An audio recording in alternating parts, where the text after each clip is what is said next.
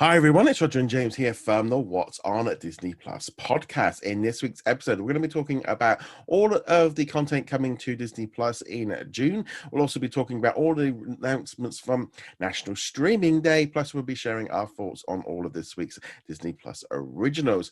So before we go into anything, let's do some quick housekeeping. If you haven't already done so, make sure you do hit that subscribe button either on YouTube or on audio platforms where you can find us as well. Remember to go check us out over at What's on Disney Plus. You can find us on our Facebook group, social medias, etc. Quick note, just about I have fired up our old RS feed for the podcast, which is going to have all of our retro reviews. That's going to be moving over onto its own separate podcast feed. So if you're over there, at the minute I am uploading all of the old episodes. So it's kind of it's a bit of a mess at the minute. I haven't got them all up there, so that's why there wasn't any of the retro reviews, because I'm trying to sort it all out and put it all into we're using the old Diz Kingdom feed, and we're kind of moving it all because I'm paying for hosting, might as well use the space. So that's where you're gonna find all of them. So that's what's going on over there. And in case if you notice that there's not gonna be any episodes for it, because we're trying to upload like 60 episodes, was a little bit more than I was expecting. I thought, I'll just do this. And then it's like, this is taking me a bit longer. Right. But nevertheless, that's what's going on there. Also just want to say a huge thank you to everyone who is a supporter, either on Patreon or YouTube channel membership. Really makes a massive deal, helping with all the costs of hosting all the fees, all the software, all the bits and pieces. You can become a member from as little as $2. You get access to, they've got access to early episodes. They've also able to take part in the Sunday night Q&A. So if you've got any questions, that's great. So let's do a big thank you over on YouTube to Bad Dog Gamer, Amit, Ray, My VCR Still Works, Bina, Joshua, Adam, Dawn, Martin, Jeremy, and Sarah. While over on Patreon, a huge thank you to James, Lauren, The Juice, Darren, Cody, Andrew, Red Marsman, Khalid, Jacob, Andrew, and a huge thank you to Sarah for being a platinum subscriber as well. Thank you for all of your support. Really does mean that we're able to kind of know that all this stuff is happening every single week. Right, let's jump into it. So we had some big announcements this week in terms of, we had the June lineup announced for the US. We also had it for Canada and the UK. We haven't yet had the Australian one come in. So I'm going to run first off through the US one, and I'll be picking out a few highlights as well from the UK lineup to go alongside it. So up first, on June the 4th, we're going to be getting Raya and the Last Dragon. That will be available to all Disney Plus subscribers. This is about 3 months after it was released on Disney Plus Premier Access in cinemas. So this, I think, is going to become kind of maybe the new window, because it seems to be kind of how it's working. So that one will be arriving. So that's a big one. You haven't seen Raya and the Last Dragon yet, have you? I have not seen it, so I will be checking it out probably that weekend. Maybe not on launch day, because as we're about to see, there's still a lot of stuff coming out on the 4th. It's a great movie, a lot of fun. Really well done. I'm kind of like a samurai sort of. It's just a very good Disney animated movie, and there's a reason why in the streaming chart, the Nelson streaming chart, like Raya and the Last Dragon was up in the middle of the ranking every single month or every single week for about a month after it was released on Premier Access, because I think everyone that had brought Premier Access was just watching it on repeat. And I know this one's going to be sticking around in that trending chart probably for the rest of the year. So that will be going everywhere. So will be this Us Again, which is the short that came with that one at the cinema. So this will be the first time it's on Disney Plus. A fantastic little short where there's this old couple that it starts raining and magically it makes you feel younger. And it's just full of dance, full of things. Unfortunately, it's raining this week in the UK. It's not working for me, but it's a lovely thing. These kind of shorts, and it just looks beautiful. The how they do the water is amazing. Have you tried the dancing part? Because I'm picturing just the rain part. I mean, my dancing is no good. It's full bad, but yeah, it's just. I'll tell you what, if you watch it a couple of times, just to look at how the lighting and the water works, that's fascinating. That was just how they technically do it is amazing. I would just say that my sister is the one who got the dancing talent in my family. You and I are probably on the same level, and it's not a very high level. I have 2 club feet, or if I can dance without moving my feet, that's generally how it works. So that'll be going everywhere. In the US and Canada, they're getting Amphibia season 2. We're also getting Disney Junior Muppet Baby season 3. Ice Age: Dawn of the Dinosaurs will be arriving, along with X-Men Origins for Wolverine, which that's the one that's got Deadpool's. When he makes his debut, it's an amazing movie. The one where Deadpool made sure to go back in time and erase it from history. No. How they messed up one of the greatest characters in Marvel and like completely miss it completely. I don't know how. We're going to take the guy whose nickname is Merc with a Mouth because he can't shut up. And we're literally going to sew his mouth shut for the final act of the movie. It's like you had no idea what to do with this character at all, did you? Fortunately, we did get the other 2 movies with them. Also, since I think we forgot to point it out, we're not talking about like Bad Batch and Big Shot and stuff just because they're going to be here every single week here. Yes, I'm just literally going down because the first... They organize it so it's like in the list, it's just library content. So that's where I'm going through first. Right. So also, this is under library content, but it comes in. So Gordon Ramsay Uncharted season 3 will be arriving in the US every Friday. So it's going to air on like National Geographic, I think like Sunday and Monday. And then it's going to be then available on the following Friday. So there's going to be new episodes dropping right through June and July. Now, originally, back a few months ago, National Geographic announced that they were actually going to be doing this, but it was actually going to arrive the day after on like whichever day. So it was quite exciting because they're going, okay, this is the first thing they're going to do. They're going to try doing like day and day or the next day. It looks like they scrapped that idea. We've now pushed it to a Friday. I don't know if that's due to Loki, because then, I don't know why because originally we were going to have Gordon on Monday, then Loki, then we were going to have Friday, but they've kind of dropped the whole Gordon doesn't get his own day anymore. He's got to wait and just kind of get in when he can for his slots and stuff. But I am still happy that it's the same week at least. Obviously, it would be better if it was the next day, but getting it the same week as when it comes onto regular TV is still a win as far as I'm concerned. As far as I'm concerned, this is great. This is what we need, and I also want, ideally, for this to start happening for Disney Channel, National Geographic, start having these things dropping in more regularly. So that's good. We've also got a lot of Disney Plus originals. So we've got High School Musical, the musical, the series, season 2. New episodes will be dropping right through every single Friday through June, and that'll be running right through July. That's going for a while. We're going to have new episodes of Star Wars: The Bad Batch. Also on that same day, there will be a new 2 shorts on the Marvel Studios Legends. So we're getting one featuring Loki, another one featuring the Tesseract. Now that's when I saw the Tesseract, I thought, are we getting that low already? We're having to do objects. It is a fairly important object, but I'm kind of curious how they're going to do this. I'm going to watch this one just to see how do you do a backstory or a recap for the Tesseract. It's literally a cube. And I can't wait for the episode where you do the hero's iPhone and then the villain's Android phone. That'll be a great Marvel Studios Legends story as well. Well, yeah, you need to do the phone that Zemo used to pretend to be Bucky with, or something like that. Obviously. Did you hear about this? Apparently, it was Ryan that did The Last Jedi. He said that there's a rule or something that Apple can't have the villains use their phone in a. So if you ever see a movie and if the character doesn't have an iPhone, if he's not got an iPhone, he's probably going to be the villain. I have heard that. I don't remember where I heard it, but I've heard that before. And I've heard that other directors are like, we'll use it anyway, just to spite them. But they have to go and buy the iPhone rather than getting it sponsored. Like when you see a movie, more often than not, most of the gear that if you can see a branding on it, it was provided by that brand. Yeah, because you are seeing that. I think on Disney Plus now they actually put in that if it's got paid product placement. In the UK, by law, we have to have it in our TV shows now. We have a little P at the beginning of a show. It's got products placed in it. But nevertheless, let's jump now and just going into some of the UK ones as well.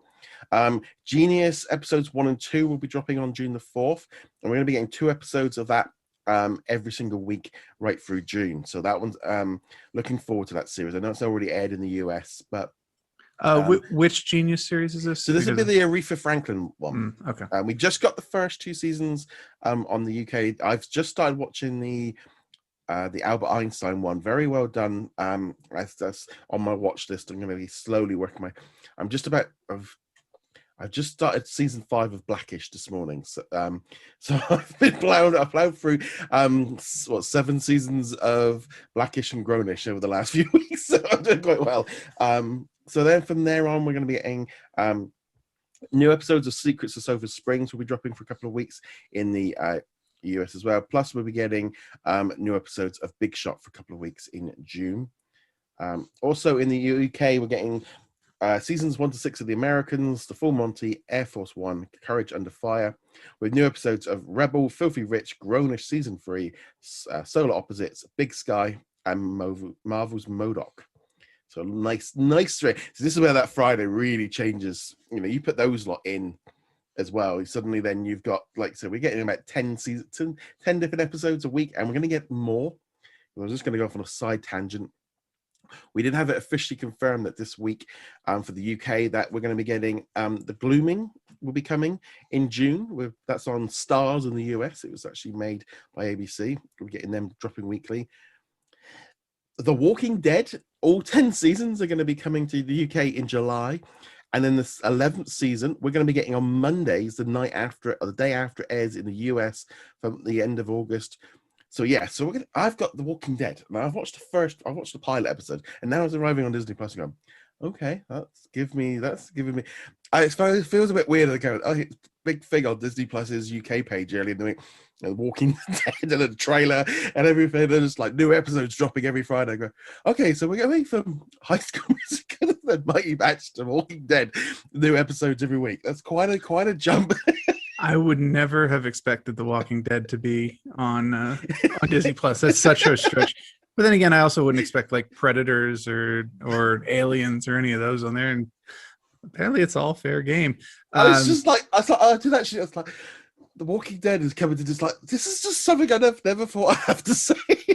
The reason is because the UK Fox channel is closing down at the end of June, so they're going to be moving that over. We're also getting The War of the Worlds season 2. That will be dropping weekly through July onwards, and like the Orville. Basically, yeah, we're losing the Fox channel, so then we're gonna have lots of shows and stuff moving over. But yeah, so Disney Plus UK, we're getting season 11 of Walking Dead from August every Monday. So it's such a big show now. I'm actually kind of curious. Is it still a big show? Because I don't know. I don't keep up with it, but I feel like it's dropped off in the last couple of years in terms of popularity. People kind of drifted away from it. But I might also be wrong about that. I might just be not walking in the circles to talk about Walking Dead anymore. Yeah, I think there's definitely less people sort of talking about it. But it's still a pretty big show. Yeah, it's still a big name, and I know at least the first handful of seasons are still very well regarded. Yeah, and I think the fact that we're going to be getting all of them in July is great. I mean, for me, I've seen I think it was the first 2 episodes. My wife didn't like it, so we didn't kind of carry on with it. But I'm now like, okay, I think that might become my new like TV show to put on in the background rather than YouTube, because it's sometimes it's like thing of like, and I'm finding that with Blackish, where it's something I can put on and I don't need to be watching 100%. But no, so that's the first week of June. Then we're going to be getting new episodes of Loki every Wednesday right through June. So that's going to be a big release one. So that's obviously the biggest one. I mean, I can't wait for that one. And that starts on the 9th, Wednesday the 9th, right? Starts on the 9th. And then on Friday, June the 11th, the US will be getting Disney Junior's Puppy Dog Power Season 4, The Happiest Millionaire, plus The Incredible Dr. Poe Season 18. Now, interesting thing with that Happiest Millionaire, it kind of is really the only legacy content that's kind of dropping onto Disney Plus in the US that's kind of like older than like 5 or 10 years old. And I know there's a lot of people that are getting a little bit annoyed of how little library content from like classic era is being dropped onto Disney Plus, and like there's like one movie, that's like all they. So there is a kind of feeling with Disney going, they do need to like ramp up the going into the back catalogue a little bit more, I think, than just doing one movie.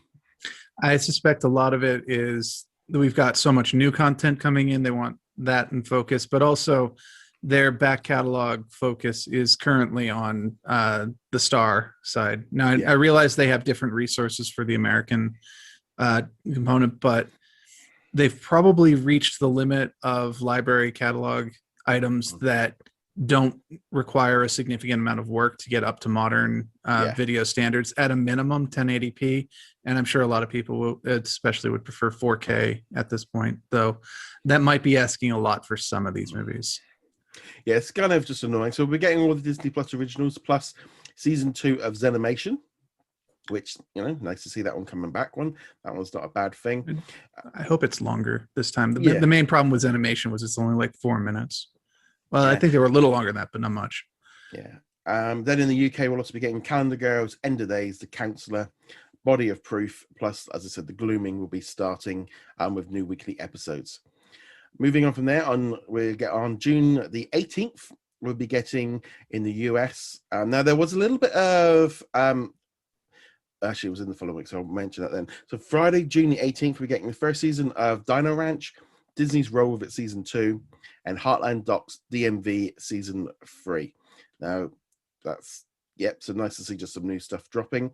Plus, obviously, that day we'll be getting Luca, which is a brand new Pixar movie, which just looks really cool. Can't wait to see that one. That one's just looking good. The finale of Big Shot, and obviously the normal Disney Plus originals. Plus in the US, so this one's a bit of an odd one. So Star Wars Droids seasons 1 and 2 will be dropping onto the UK. Now it's also been revealed in 2 weeks earlier it'll be dropping into Canada. So I'm expecting at some point Star Wars Droids will be dropping into the Vintage Collection in the US. Sometimes what happens is the international announcements come out a little bit earlier than the US announcements. That's happened a few times in the past, and then the US has got a big plan to announce it. But then an international division, Latin America or somebody else will announce it early. So this has happened before. So while it is coming to the UK and Canada in June, I also suspect it will arrive in the US as well. They're just not officially announced it yet. It's such an odd omission from the legacy content right now too. It's they have said it's coming soon. It's just it's basically the last thing left other than the complete holiday special. I know they've got the one Boba Fett short, but I wouldn't hold my breath for the remainder of that I think the fact that they've pulled out the Boba Fett short bit that's what they wanted. That was the only bit that they viewed that was worthy of being used, and that's why they did it. With some of the content that they've viewed as worthy, it's not a very big bar to clear, which should tell you plenty about the holiday special. Also in the UK, we're getting the first 9 episodes of season 5 of Bunked, and the first 10 season episodes of Gigantosaurus, plus other documentary stuff as well. Again, as I said, we're seeing what else we've got here that week. Gordon. We have actually got in the UK as well, and around the world, in Australia, Canada, season 2 of La Victa starts on June the 18th. So we're getting the new episodes of that one dropping all the time. The trailer dropped on National Streaming Day.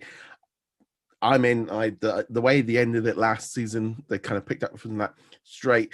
I'm really looking. That's another great show for us international Disney Plus to be watching. I mean, it will be on Hulu for American shows, just not on Disney Plus. Yeah, on June 11th it will drop in the US, and you're getting the whole season. We have to wait, So that's the kind of argument. Yeah, that is a bit odd, but that's the difference between Hulu and Star, I suppose. Yes. That might be something I will talk about in a minute anyway. We've also got Star seasons 1 to 3, Hide and Seek, Hitman, Agent 47, and An Innocent Man dropping in the UK as well. And then finally, on June the 25th, we have got, now, this was an interesting one, that they said on the official announcement that season 4 of Bunked was coming to the United States. Now, this one kind of flew up a lot of alarm bells because at the minute it's on Netflix and we haven't got Netflix. And I have had a couple of other people telling me that they've been told that it's not coming. I've not officially heard it's not coming, but I'm expecting that one's incorrect. So that it was on the official list. I've kept it up there because I've not been officially told yet that it's not, but I'm expecting that one to be gone from the US and this list soon. We're also getting PJ Masks season 4, Running Wild with Bear Grylls season 6. Now this one was supposed to come out yesterday. It even showed up on Disney Plus as saying new on Disney Plus, but they didn't put the episodes up. They've shifted it back to June. So a bit of bait and switch, which is annoying. It's actually not the only thing. Yesterday, Canada and Australia had about 5 or 6 shows that just did not turn up. They'd previously announced them, didn't. So it was quite a bad day for that yesterday, which is not good. It's not good when they do that. No, I mean, even if it's not one of the top tier titles, if you're going to promise something is out, it should come out. And if it's not going to come out, you need to release a statement saying it's not coming out. Yeah. This is the new date. And if possible, some details on why it's not coming out, but I can understand why they might want to withhold that at least. Yeah, so that one's and also When Sharks Attack seasons 1 to 6 will drop in the US. Then we're getting the Mysterious Benedict Society, which is a brand new series dropping every week from there on. We got the trailer released on National Streaming Day. I thought the trailer looked actually quite good. Is this like weird thing with a load of kids running around trying to save something? I couldn't quite work out what it was. It looked very bonkers. It kind of, the adults were a bit crazy, and they're kind of like the crazy uncle, kind of crazy teachers. I don't know what this is about. I've never read the book. I've never really heard of this until like Disney announced it, and I'm kind of going into this going, I just want something fresh. I just want something new. It is this kind of thing of this series. It feels to me like, oh, I've got no idea what this is. It's brand new. Just jump into it. This is great. I've got no, and I'm going in with like no preconceived notions, and it's probably be for the best, because I'm not comparing it to the book. But this was originally going to be on Hulu. They shifted it over to Disney Plus. So this works sometimes the way around. And so yes, what did you think of that trailer? That was an interesting trailer. I got a lot of Wes Anderson vibes out of it. Not necessarily from the framing, but like the overall mood, the overall tone of it felt a lot like I don't know, Steve Zissou or Grand Budapest Hotel, things like that. Which I never. Movie. Those are Wes Anderson movies are nuts. But I never thought I'd say that about like a Disney show that has got Wes Anderson vibes. I know it also gave me vibes of maybe a little bit like I can't think of what it. Lemony Snicket. Kind of, certainly. Yeah, it kind of had that sort of vibe to it. But I'm really looking forward to this one. So that'll be coming on June the 25th, and then new episodes. So I think that one should be fun. Always nice to have some new content. Then we're getting Wolfgang, which is a feature-length documentary about Wolfgang Puck, which we mentioned last week. Moving on from there, just looking at, I've done the library content. While in the UK. Well, we'll be getting a load of seasons of Air Crash Investigation, PJ Masks, the last 10 episodes from season 4. Pride, we're getting a 6-part documentary series that's already available on Hulu. That will be a Star original. So that's and then we'll also be getting Coyote Ugly Baptiste season 1, which was kind of strange because I thought that was a BBC show, and the all-time classic movie Juice Bigelow, Mel Gigolo. That I think that movie's claim to fame was, I think they managed to make a sequel. They made a sequel, and I think it was Roger Ebert who famously slammed what's his name, Roy Schneider. Schneider. Rob Schneider. Yeah, because Rob was getting mad at critics for giving it bad reviews, and it's like, you can't give it bad reviews unless you've got a Pulitzer. And Roger Ebert's like, I've got a Pulitzer, and your movie's terrible. I mean, that's almost literally exactly what he said. Yeah. So there's plenty of there coming in. So we've got a nice lineup. What kind of jumped out for you from them? So actually, one that's not available in the States would be the air crash investigations. This is a field that I find fascinating. I've got quite a bit of a background in that field. I took a class back in college that was literally aircraft investigations, and it was really in depth. So maybe not the thing that most people enjoy, and certainly not the kind of thing I should necessarily be looking forward to when I might have a flight here in the near future. But I do find that fascinating. And then also When Sharks Attack. It might be a very clickbaity title, but I do like shark documentaries. And I love shark documentaries. Quite a few good things there. I mean, Luca, Wolfgang, the Mysterious Benedict Society, and all the originals, all looking great. For me personally, well, I Love Victor is another one that I'm really looking forward to having it. And Genius, it's just a nice array of different content, and we're going to be so treated. It is just great, kind of this feeling of like, we keep saying it, like, when we think back to the days of like us having one show a month to talk about, and now we got literally so much stuff to things. So that was the lineup there. Let's now jump into some of the other stuff that was announced during National Streaming Day. So we had the Mysterious Benedict Society. We also had a first look-ish at Turner and Hooch. So we got to see Hooch walking around the set, meeting all the cast. I thought this was a lovely way of doing something without actually doing anything. I thought it was such a great, just to slap a GoPro on a dog and set it around the set. I just like, it was almost like kind of thing like, this is a cool way of doing it, because you're still leaving the trailer for a bit later on. You're doing something, you're teasing it, but I don't know. I thought that was such a cool way of doing it. Yeah, it's a reminder that this series exists, and it shows that it's still in production, or it was at the time of recording. So it's not a phantom project that's just going to disappear into the ether, most likely. And you get to meet some of the characters too, like very, very briefly, and it's more the actors than the characters, but you get a sense of what's going on.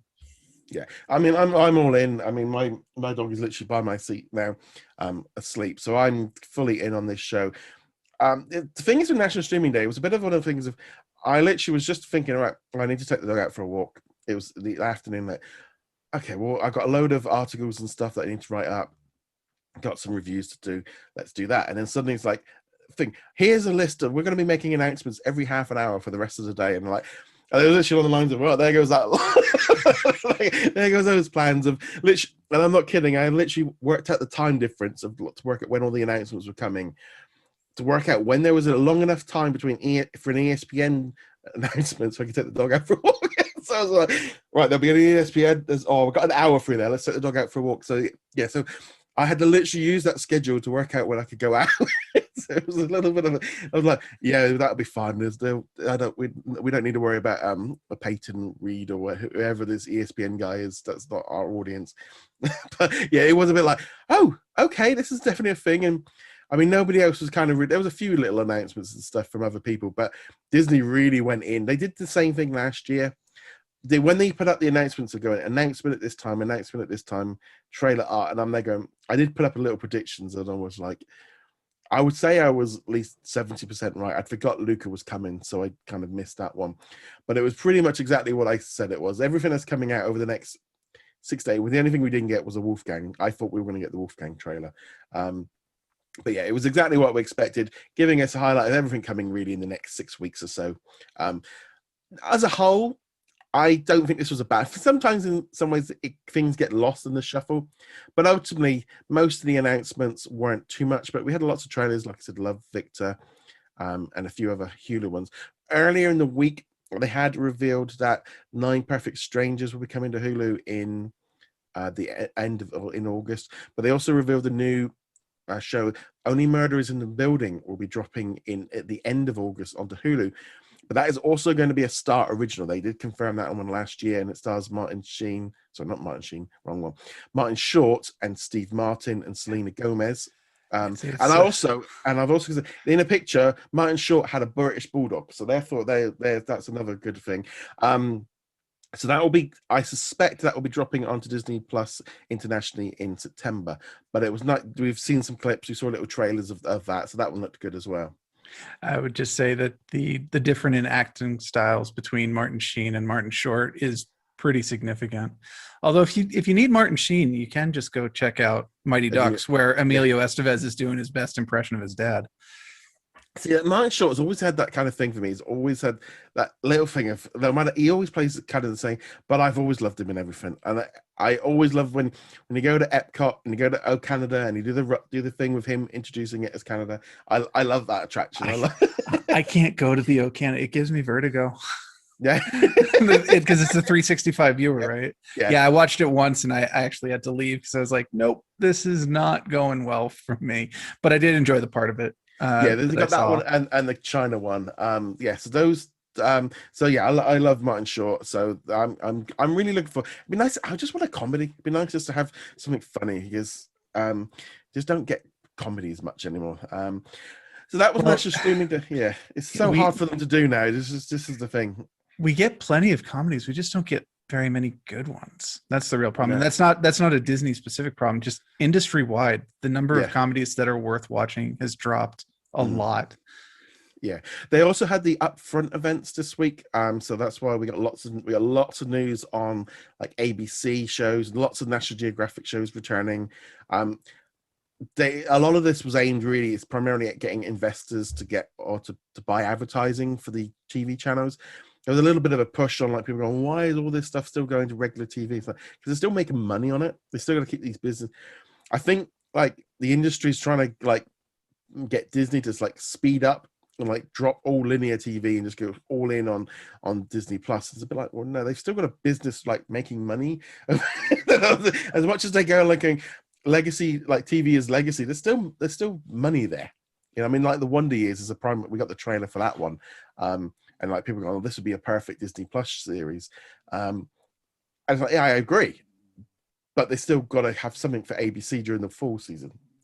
And as much as we comment on Disney being primarily for kids, there's actually a much older market too, older than us even, who follow this because it's the safe content, and that's the audience that is far less likely to have Disney Plus or Netflix or Hulu, and it's a fairly large audience, and they like having the Disney Channel and the traditional over the air. That's who this is for the most part, especially when they're babysitting their grandkids. That's well, a lot of this stuff as well. I was reading an article and it was talking about how if you're under 40, you prefer streaming services, and if you're over 40, you like traditional television. And I did sit there and go, so I like both, so I'm all right. Yeah. Slap bang. I'm 40. Unfortunately, next month I'm not allowed to watch streaming anymore, according to this article. But it is that kind of thing of I did think that was kind of, and I think that is the thing with like National Geographic, its audience is still very skewed, much older. So therefore it makes sense to debut, you know, the National Geographic channel is still primarily aimed at them. I think some of the ABC stuff is a little bit different, but they obviously can put it onto Hulu. But there was 4 big shows, 3 of them, and at least we'll think will be Star exclusives. Will be like Maggie, Queens, and the Wonder Years. So those, and there's also another one. I think I can't completely forgotten what that one is, but that one's made by Warner Brothers, so that might be a bit iffy. But we've had the right stuff, so who knows? But yeah, there was a load of other stuff from the upfronts. So it's been a very busy week. I've still got a few articles, especially from the National Geographic side, to put up over the weekend. But so there we go. So that was all of the news side of things, which was a bit longer than expected. Let's now talk about some of this week's Disney Plus originals. Let's start off with, I'm going to just briefly bring this one up. MODOK. We had the very first episode drop this one on in the UK and in Canada and Australia. It's also on Hulu. Crazy, wacky animated show, very different, very gory. If you like Solar Opposites, Robot Chicken, South Park, check this one out. Not your typical kind of Marvel content. We'll be getting new episodes every week. Yeah, it's bonkers, but yeah, definitely worth checking out. On Hulu in the States, it all dropped at once, didn't it? Yes. So it got the full. So if you're in the States and you've got Hulu, it's all there. I do not have Hulu, but if I register for a month or something like that down the road, this will be probably one of the first things that I check out on Hulu. Yeah, I mean, you've got some great shows coming up. I mean, if you're a student right now, you can get Hulu for like $1.99 a month. You know, so it's been a while since I've been a student. Yeah. It's just student of the game. So moving on from there, so let's now talk about Star Wars: The Bad Batch. So this episode was a very, I would say, a traditional, pretty point and click kind of episode of. There wasn't anything amazing that we've not seen before, but I think the introduction of Fennec kind of was the main thing that saved this episode to go up a little bit of a notch with a connection to Star Wars, The Mandalorian. It was a perfectly fine episode. I wasn't, as I say, didn't have my socks blown off. It was just, yeah, fine, okay. This was kind of reminded me a little bit of the speeder chase from Attack of the Clones, but it was enjoyable. It just didn't do anything. Yeah, it's pretty cut and paste, but I think like you said, the most important part of it is that they're reintroducing Fennec into the story.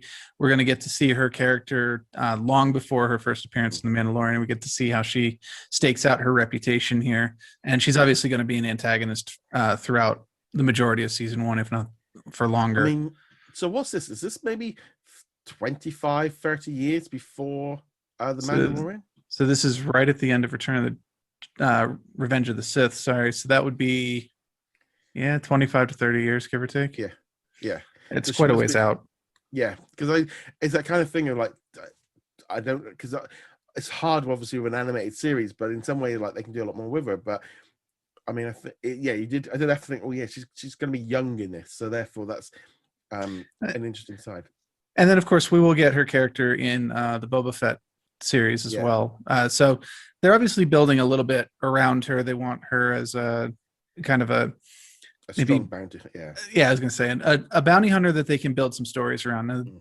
Over in the comics and the books, they've been working with a lot of the bounty hunters from Empire Strikes Back, other than Boba Fett, but they really do need this character. And I mean, they could bring back Cad Bane from Clone Wars, but that's really about the extent of it. Yeah, and the thing is, especially with bounty hunters, they're so cool in the especially in like the board game. We get Legion, you get the bounty hunters. They're great in that one because you get bounties and all kind of stuff. So we had bad. Like I said, it was a good solid episode. I just wasn't blown away with it.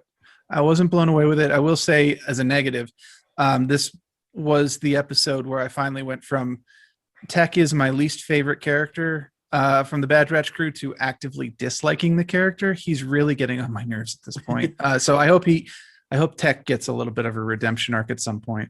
Yeah, Tech and Echo are just like a waste of space right now. They're just doing nothing. At least Echo had a little bit of fun, but he got to pretend to be a droid for a little bit, whether he wanted to or not. Yeah, Tech just has to. It's like also every episode he just has to go and stand behind a console and press a button. That's basically like, well, if Echo can log in and do everything, why do we need Tech? It felt like we needed another action member. I mean, I've done a Crosshair will help fix that a little bit more, but it does. And Wrecker ended up being so dumb in this. I mean, he didn't even get one punch in. He was not. It was like, well, he looked just stupid there. I know it's put Fennec over as being a strong character, but it kind of came at the expense of. We're still trying to develop these characters, and I kind of felt like he should have got at least a couple of hits in or something, or at least some swings. Yeah, he just went down. He was like, he went down, and that was it. Yeah. All right. Yeah. So that was the Bad Batch. It was okay. Then we had High School Musical, the musical, the series. Did you watch this one? I did, and I'm going to give it one more episode as well. Give it the 3-episode run, even though I didn't give the first season 3 episodes. I did like this episode better, probably because, like, at least with the Beauty and the Beast song, I'm like, okay, I know this song, and they're not being really crazy with it. They're just singing it, and it sounds a lot like the Disney version. So I'm down with that. Some of the original songs, I was just like, cool. This is not my style at all. So, I mean, the thing is, to be honest, right now, I mean, Olivia Rodrigo just released her new album, Sour, yesterday. She is gonna blow up. She's such a huge star. So having this series and having her performing original songs in this, this is a big show right now in terms of getting a new audience in on Disney Plus. I really enjoyed this episode. I'm going to be on my memory of where this one ended, because I watched this a couple of weeks ago when I watched the first 3 episodes all at once.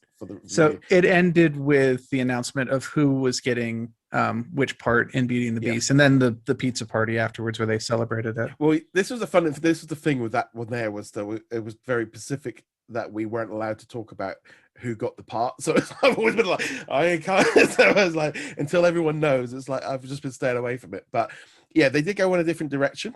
So that's definitely interesting. But I think as a whole, I do feel like it just feels it's a very fun series. It's just very over the top, lots of music, they're all having fun. The characters are all just very happy. There's a little bit of drama, but there's not much. But I kind of like this one. It's I remember the last time when it was like that kind of guilty pleasure series of like, I shouldn't really like this, but this is kind of goofy, but I like it. I think Mighty Ducks might have lowered my tolerance for like crazy teen romance stuff for a little while. We'll talk about that in a minute. Well, But yeah. So, but yeah, the point being, because of that, my tolerance is a bit lower for High School Musicals. So I'm like, can we not do all the tropes? Can they just talk? Can they just have a conversation, be honest with each other? I think the thing is, like this with High School Musical, they're a little bit older. They are. They're that little bit older, I mean, some of the actors are kind of 18, 20, so they're a little bit older anyway. Probably some of them probably about 35 and got a mortgage and kids. Yeah, they're doing better than Spider-Man Far From Home was doing in that regard. Yeah, so there's always that thing. It's the same thing with Grownish. I didn't realize, but these ones are supposed to be like 19 and they're in their 30s. Yes. So I'm loving it. It's a very cool, different series, and it's so different from the other ones because of the musical aspect. So it's a good, fun show. Then it knows what it is. That's the most important part. And if you like the other High School Musical stuff, either season 1 or the movies, you'll like this. That's the important part. I look at this in such a different way because I look at they could have called this East High, whatever. They could have called it something different and had it as a spin-off. And I almost feel like that would have been better. I still feel like this High School Musical tag implies that it's connected to the originals, and I think it brings advantages and disadvantages because I enjoy this. I've seen the original movies and I didn't really think, I was like, okay, whatever. But the series is so different. I like the way it's shot, the way they're doing it. It's like, this is such a different show. I personally think the show is better than the movie. It's like, for me, I'm just enjoying it more. The first movie, I'm like, okay, it was cheesy. Whereas the series has got a little bit more of they know it's cheesy and they're like looking at the eye and kind of going, we know. Well, pretend that we're wearing sequins, and then all of a sudden they're wearing sequins. It's like, it's cool. So moving on from there, we had a new episode of The Mighty Ducks. This was an episode I really kind of struggled with, and I don't want to put my review up. I was like, I got Reddit to the end of it. I'm a bit negative there. I need to kind of put some things I did enjoy, because it was like, what is up with the speed of this show? They can't seem to keep. It's like, right, we've got all of this stuff that we want to do. We're going to try and squeeze 3 seasons into one. It's like, okay, so we're gonna cancel. I need to fire my mum. The first scene, mum, you fired, and she goes, okay. And then we went, I'm like, what? That's all we're doing? She didn't even fight. She did. There was no. Oh well, why? No, you're not getting rid of me. I made the team. I'm the adult and all the rest. She went, oh, okay, I'll go to work then. I was like, that's it. That's all we're doing. It's just a whole build up for a week, and you've literally moved on in 30 seconds. I thought that was just like so weak, and just like, it was like, you can't. This is like, the series is trying to go so fast. For a show that I thought was going to have, we were saying at the beginning, they got the luxury of time to tell more stories and to go a bit deeper. And then the second half of this season, there's just like, right, we're getting through every single trope we can possibly get through and I was like, I'm really struggling with this series of liking it. I'm getting to that point of going, this is annoying me now. We're going into this final. 2 episodes ago, one of them couldn't even skate. And now I'm just really struggling. Yeah, 2 episodes, one guy couldn't skate. 3 episodes ago, the goalie couldn't go into the butterfly position, which is kind of critical. Everyone hated each other for exactly 5 minutes. The pacing is all over the place. And I want to be a little bit generous and be like, okay, COVID screwed with things. They probably weren't able to shoot certain shots, or they had to edit things after the fact that, they just weren't able to get. But I mean, just because you might be able to explain why something might be, doesn't really make it better, I'll give 2 positive things. So one, I thought the mom bonding scene with the fired mom and then and her boss, it was a nice scene, and having them kind of bond over that. And then I liked the parallel scene where Bombay was sort of bonding with the new Ducks coach, and then it turns out he got stabbed in the back. It was a nice. I mean, it's super subtle. It's like you couldn't figure out, oh, do you have a deep, dark secret? Wink, wink, wink. Why don't you tell me the deep, dark secret? I'm like, oh, Jeez, It Bombay. wasn't even. It wasn't even that. The one that got me with that was then we're gonna do. Not only did they do the reveal, he then got kicked off, and then had her come in and save him, all within like 25 seconds. They didn't like the concept of like spreading that out to have some drama effect. I mean, she rushed in and saved him, and like, well, how quickly did he get? You know, it just it like how did we get through this so quickly? It's like super speed. I know it's a kids show, but it feels like they've just revved up the fifth gear, and they're just like, we've got to get through this as fast as we possibly can to get to the final. Maybe they were expecting to have more episodes. Maybe they originally thought they'd have like 16 episodes and then shot that way, and then they ended up with 10. They would have been better off taking some of these stories out.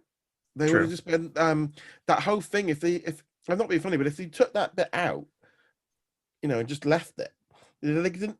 By the end of the episode, there's nothing that's changed. You wouldn't even known it was there. You know, had they done that. It's just this whole feeling with this series of them. They're just rushing through this series to get to this final at the end where the Ducks are going to lose to the Don't Bothers. And I'm like, going, you guys don't deserve it. You haven't, you're just like, no, it's just like, it doesn't make any sense at all. And I really kind of, you shouldn't be feeling that with an underdog story. And they go, no, these kids really do not deserve to win. You know? I mean, it would make sense if they had a whole other season. Like you did really well in season 1. I'm talking about the hockey season in this case. Yeah, you did really well. You didn't make it to the finals, but you grew as people, and your guy learned how to skate, and they learned how to play goalie, and they learned how to shoot and work as a team. Rah, rah, rah. And then season 2, you can go, all right, we've got the foundation built. Yeah. Now we'll go out and be like this powerhouse team, and we can challenge the top guys. But of course it is a kid's show, and they've got to, you know, be uplifting and stuff like that. But yeah, the pacing is just so weird. And there was something going on behind the scenes here. I don't think we'll ever know what, but there was something. But it's that kind of feeling of going, they needed to trim some of these stories out because they're completely irrelevant. And like every time we go into a cliffhanger, it's just gone and dusted.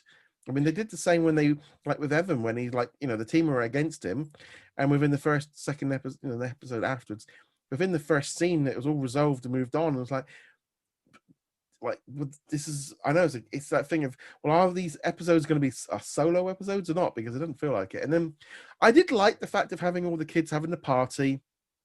And they had the whole like love interest stuff, which, you know, it's fine for what it is. It's all like, you know, they're all like 13, and you know, at that time, I kind of got, you know, the conflict of like sending a text and then the girl dropping them all because she's fell in love with a boy and kind of went through the whole motions in 2 hours. I didn't mind that. I didn't mind any of that at all, because that's like, well, at least this is character building of the kids, because we've had some of these characters have had no. And then there was 2 other kids on the bus. They've not even been seen before. That's true. But that's what I mean, where like the editing is weird, because there are things that clearly happen that we don't know about. And there are things that like should be very important events that just get completely glossed over or thrown away almost immediately. But going to the romance angle, the one girl, like, we're going to be girl squad, and then just immediately flickering away and falling for this guy, and, as you said, going through the entire range of like a 3-year relationship in 2 hours was honestly hilarious. I thought that was probably the high point of the episode. And then you've got Evan and the other girl, and just like, just talk, just please, just talk. I know they're teenagers, so I'm willing to give them that. They don't know how to have a relationship conversation. The thing is, let's be honest, we all, I couldn't help but feel like Nick had it right. Well, I'm as far away and not showing any interest at all and not talking to her, like it's like, and eventually it'll work out. It's like, yeah, it doesn't, mate, but we've all been there. But it did for him. But here's what annoyed me about that, just very small. It was such a big plot point in the first like 3 or 4 episodes that he had this crush on the girl working behind the bar, the coffee girl, and it's like, no, I've actually really liked my podcast co-host this entire time. It's like, no, this literally is coming out of nowhere. What the heck is this? It's such a weird little series. it's almost like you said, had it been, was it going to be a 20 episode series and they had to cut it back and they're just trying to run through it? I mean, I understand it like from a kid's point of view, but it's feeling way too kiddie-ish because of the speed that we're going through. It's like not giving the audience any, and then they seem to be so reliant on that opening montage to highlight what's happened, because we've only mentioned it once and we need you to remember that we've only mentioned it once because we've not done any long planning. It's just I'm just getting, I'm like, I know the finale is coming out next week and I'm like, I'm kind of glad. I'm kind of feeling that this show for me it's just been a little bit of a disappointment. It's like the first few episodes I was like, okay, we're going, and then like episode 5, and then it's just kind of freefalled. It just felt like we're going down the roller coaster because the speed we're going down, there's no more building. It's like, oh, now we're getting down to it. The romance between Bombay and Alex has been completely, I mean, we've not seen a spicker of that in about 4 episodes, and they're going to have this big kiss at the end of the next episode, and we're like, well, you've done nothing for weeks. Yeah, there's that. There's so much just missing that they could have taken advantage of. I'm going to hold to the idea that COVID screwed up their ability to shoot a lot of what they wanted to. So they're probably missing plot points because they just don't have the film, or it's not usable. That said, also, if this had not aired at the same time as Big Shot, probably would be a little more forgiving of it. But we've got Big Shot over here going like, no, this is a much better show telling almost the same story. Well, let's talk now. Big Shot, a really great episode. And there is one thing that I forgot to, I hadn't thought about it after I put the review up.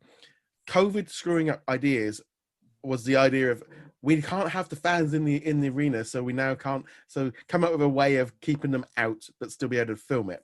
That was the one thing that afterwards I've gone, I wonder if they got rid of all the people from. I hadn't thought about it when I was watching it, but I have to like marinating on and going, oh yeah, that's a convenient way, and that it worked. But it's that was a way of carrying on, but COVID obviously impacted. But again, the story was there. There was much more interest. They were able to. They focused on that one story, but they also developed the characters. They've developed, what's moving on. You feel like it's like the romance. Little things going on between Korn and the English or the theatre teacher. Little thing, not enough, but just a tiny. They only need like 30 seconds or so just to keep that thing going, and building on like Holly becoming much more of a coach. And it's such a better show than Mighty Ducks. It's such a better show, to the point of they go, and probably that was the problem, is I think I watched Big Shot, then I watched Mighty Ducks, and I need to watch them the other way around, otherwise it's Big Shot is such a better. I'm really enjoying this show, which I'm surprised it did, but it's treating me with maybe like a little bit, that they're a little bit older, but it's almost like a TV show where they know, they know how to. It's a bit formulaic, but at the same time, we're at the way past halfway point, and I feel like the characters have moved on so much more, but fast but slowly. They're not going super fast with it, but yeah, I'm just really enjoying this series. Yeah, and they're picking characters, piece by piece, but then they're also not dropping their storylines afterwards. Like they're still referencing, like there was that quick, your Instagram or whatever account, you stopped posting to it. I was like, well, yeah, there was a huge blow up a couple episodes ago where that was a major issue. So of course you stopped, but it was a nice little reminder that, we remembered that this plot point existed. And they keep circling back around things and making sure that each character gets a little time, but it's just handled so much better. And then even I was going to say, because Korn has to go and see the counselor, and the fact of them like becoming closer and like talking about stuff, and even the counselor now starting to defend Korn, it's like this is taking a long time, and it doesn't feel forced, because you can almost see like, no, the counselor's got past that bit of like hating him and going, no, he is actually he did something there to help. And I just thought, things like that, which are, and all the teachers like ganging up on the English teacher, so she needs it. I just felt like this has been building for like 5-6 hours to that point. They've been taking the time to get there. And it's not just that the counselor defended Korn and his decisions there too. It was also when they had an actual counseling session, Korn actually opened up to him as like, this is the box with my father's things. This is, my father. I didn't even know he stood in front of this statue and things like that. So there's growth on all sides there. Now, that's not to say everything is perfect. You mentioned the English teacher. She is still like, what even is this? What are you trying to say with this character? She's so far out there. She's not even a caricature at this point. She's just like somebody's idea of what an English teacher should be. I don't know. And I'm also not really fond of the drama teacher, but I do appreciate that she's at least got a personality, whereas the English teacher's personality is just, I'm going to do a very fake British accent and be pompous. I also feel like, and I think they have done it smartly by bringing the theater teacher in as a love interest for Korn. It's removed that aspect of what's happening with him and Holly. It's like removed that whole obviously do they like it, because they've shown nothing in this whole aspect really, and him having that relationship with her is, I think that's helped diffuse it. We can do it. It's kind of like the Ross and Rachel, will they, won't they? They need to spread these things out. Sheldon and and Penny and all these kind of things in Big Bang Theory. You need to spread these out. You don't want to do the thick, get them all into relationships in the first couple of episodes. You want to stretch out. If you had put the Big Bang Theory characters in a relationship in the third or fourth episode, the series would have just ended. That was the humor of the series for 9 seasons. Yeah, but that's what I'm meaning. You take your time to build up the will they want. That's, and I think they did the right thing by bringing in the theater teacher to kind of change that and just to soften him up. And Korn he is changing, but I also like the fact that he went straight back to who he was from episode 1, and he did that because he knew he shouldn't do it, but he was getting angry, but he knew he needed to do it, and he played up on that character because obviously they were riling him up to do it. Well, so it wasn't even just they were riling him up. He needed to do something to motivate the girls on his team because they were obviously depressed and they needed to see somebody with fire. And that so it was calculated, not like throwing the chair in the first episode. No, but I like that whole aspect, and even the scouts saw right through it. But I did find the whole way that, this other coach coming in and just it was along lines of going, being completely inappropriate. The teachers just standing there, what? I was like, no, you'd be like, no, get out of here. Yeah.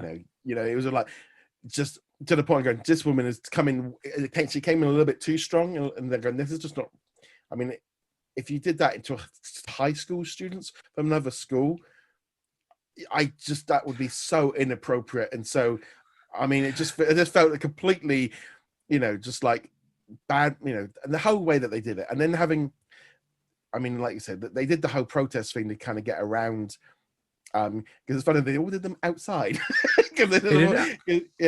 Outside and nicely spaced apart. Yeah, which is fine. We're all happy with that stuff.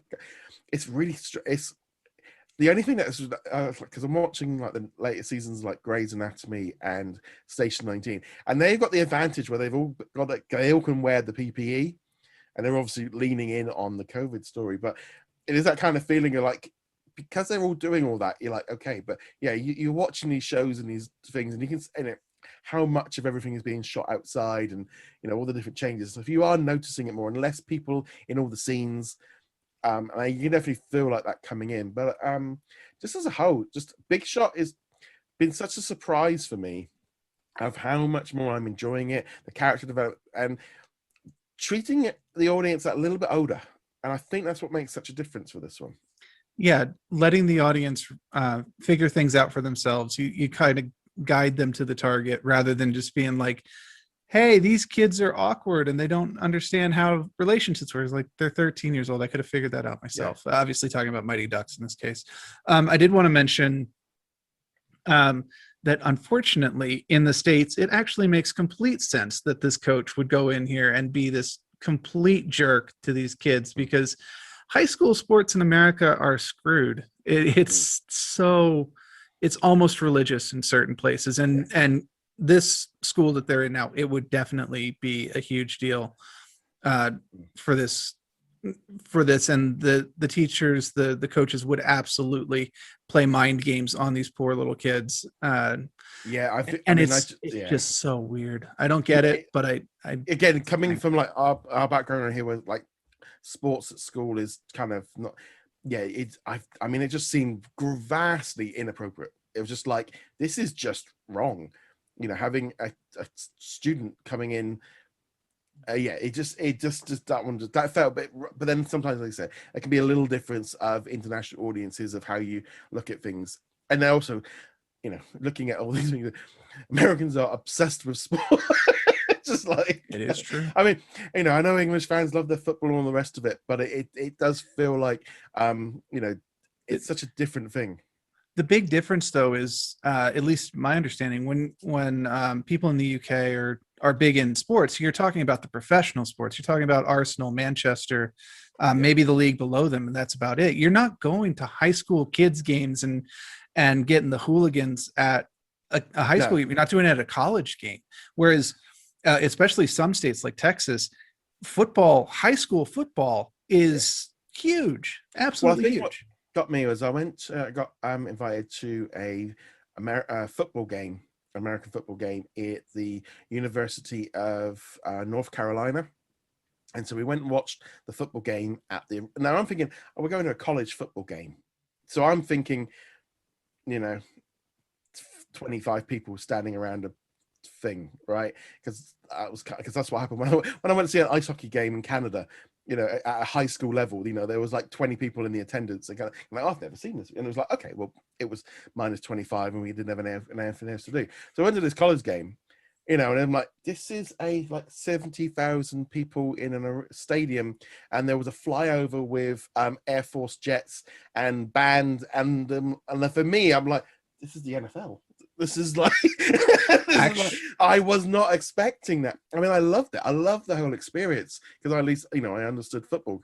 Amazing what the Madden video games can do.